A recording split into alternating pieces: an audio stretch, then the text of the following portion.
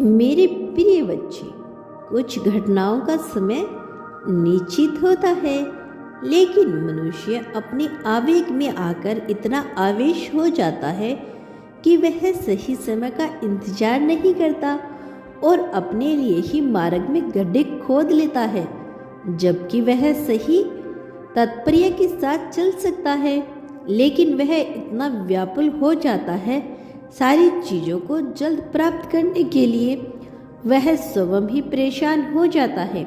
मेरे प्रिय बच्चे, अब काली घनी अंधेरी रात चढ़ रही है।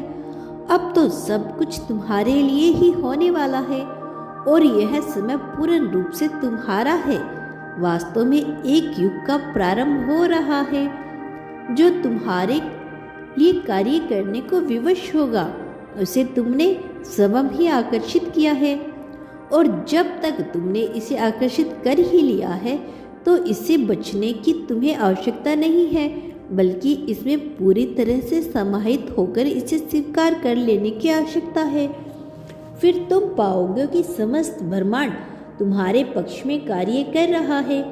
फिर तुम पाओगे कि ईश्वर ने तुम्हारे लिए विभिन्न चीज़ों की रचना की है ताकि तुम्हारा जीवन एक बेहतर दिशा की ओर बढ़ सके, ताकि तुम सही दिशा में आगे बढ़ सको।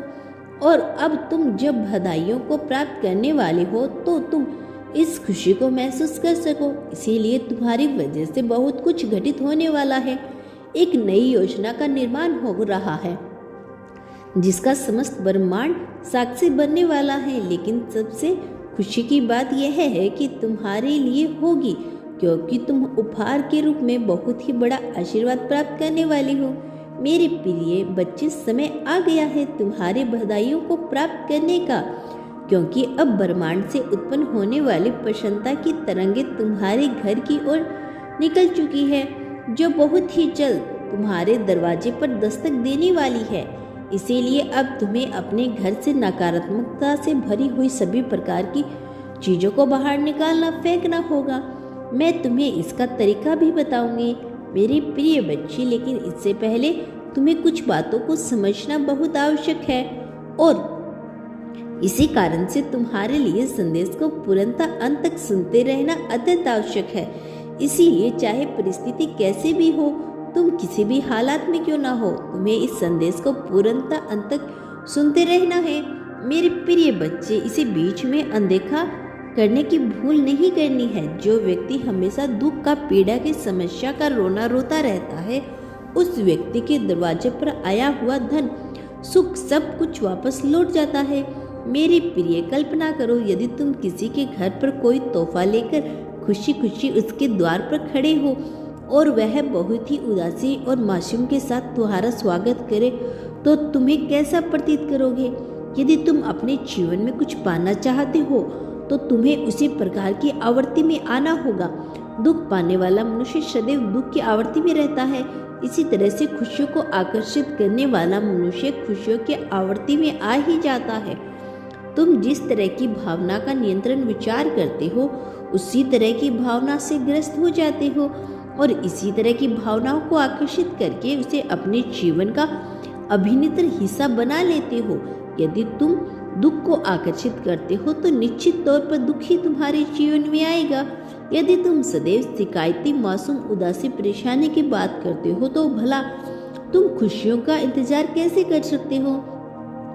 यदि तुम्हें खुश होना है, तुम्हें खुशी की भावना से पूर्णतः आवृत होना जाना पड़ेगा। इसी तरह की आवर्ती में अपने आप को झोंक देना होगा। मेरे प्रिय, तुम्हें खुशियों को आमंत्रित करने के लिए खुश होना ही पड़ेगा, क्योंकि खुशियाँ नियंत्रण तुम्हारे दरवाजे पर आ रही है। मेरे प्रिय, यदि तुमने अपने जीवन में निराशा को त्यागने के लिए पूरी तरह से तैयार हो और खुशियों को आकर्षित करने के लिए पूरी तरह से तैयार हो, तो तुम्हें अपने भीतर बदलाव करने ही होंगे और इस बदलाव को करने के लिए तुम्हें कुछ तकनीकों का भी प्रयोग करना होगा। सर्वप्रथम एक बात तुम बेहतर तरीके से जान लो मेरे प्रिय, इस जीवन में वही मनुष्य खुश होता है, वही मनुष्य आनंद से रह सकता है जो जीवन की चुनौतियों को खेल की तरह ले, जीवन की समस्याओं को, चुनौतियों को हर तरह से मिटाकर उनसे निपटने की तैयारी करे वही जो दुख और उदासी के जीवन जिए तो सदैव दुख और निराशा की बातें करता है, वह चाहकर भी प्रकृति को प्राप्त नहीं कर सकता।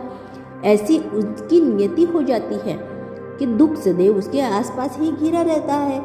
तो यदि तुम निराशा को त्याग कर पूरी तरह आकर्षित हो, खुशियों को आकर्षित करना चाहते हो, तो तुम्हें इसकी पुष्टि जाहिर करनी होगी। मेरे प्रिय बच्चे, इसी क्षण तुम्हें संख्या 555 लिखकर इसे पुष्ट करना होगा कि तुम खुशियों को पूर्णतः आकर्षित करना चाहता हूँ। तुम्हारा कल्याण हो मेरे बच्चे।